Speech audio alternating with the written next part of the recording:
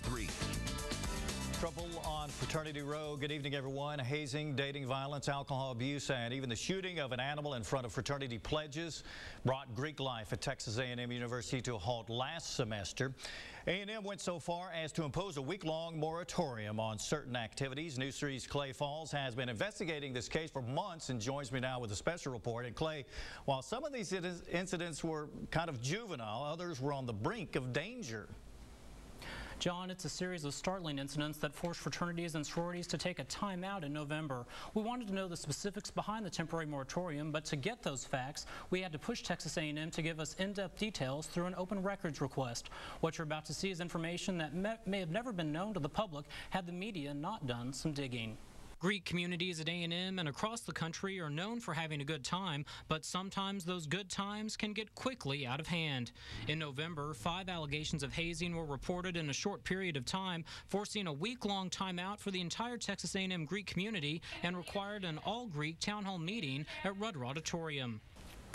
To find out why Greek life took such an unprecedented step, News 3 uncovered reports of more than a handful of concerning events, some of which could have been potentially life-threatening. It's information Texas A&M wouldn't have given us had it not been for open records laws. After sifting through hundreds of pages of documents and doing research, we discovered some of the organizations being investigated. 2 of the major incidents involved the same fraternity. While A&M won't release which fraternity was involved, we've discovered it was a Kappa Alpha fraternity member who was eventually banned from the fraternity after separate incidents involving pledge members. While this scene from the 1970s comedy classic Animal House was humorous, what happened at the KA house was anything but funny. On October 5th, a KA fraternity member brought his pet goat to the fraternity house and then shot it in the head with a 12-gauge shotgun in front of a group of pledges.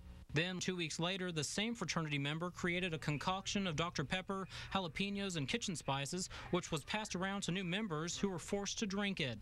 4 of them would become sick. In terms of that situation, they handled their individual membership issues internally. I believe that we were notified that the individual was ultimately released from membership, but I don't know all the internal workings of that situation. Kappa Alpha student leaders declined to go on camera, but released a statement from their national office which said, quote, Kappa Alpha Order adopted a prohibition against hazing almost 100 years ago. No form of hazing is tolerated, and each allegation is investigated. After interviewing new members and chapter members, it was concluded that these were isolated incidents perpetuated by an individual. End quote. In fact, Kappa Alpha has a previous history of hazing at A&M.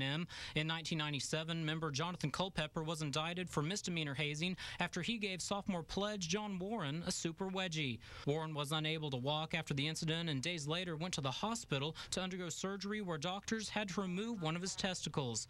Ann Goodman is the Greek director at A&M and also investigated that incident. The chair was suspended by the national headquarters. The university did also suspend their recognition. The fraternity was suspended for 2 years. Culpepper got community service and eventually a clean record. Sigma Chi was also under investigation this fall following, among other things, a member swinging a baseball bat and hitting a table to intimidate the pledges. Bradley Shipp is the Sigma Chi chapter advisor for A&M and spoke with us about the allegations. I can say this, as soon as the charges came up, those members were suspended from all fraternity activities.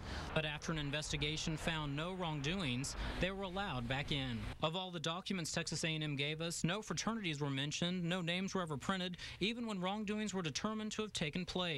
A&M cited the Family Educational Rights and Privacy Act, or FERPA, for protecting the students' identities.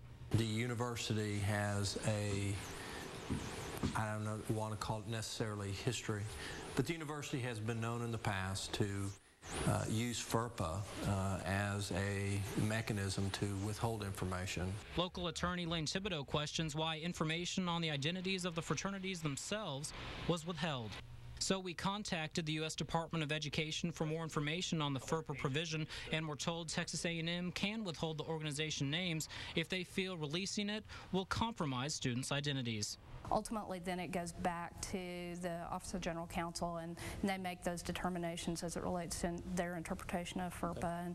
And so I wouldn't be the best person to ask. Since the moratorium, A&M says they have received no reports of any major incidents.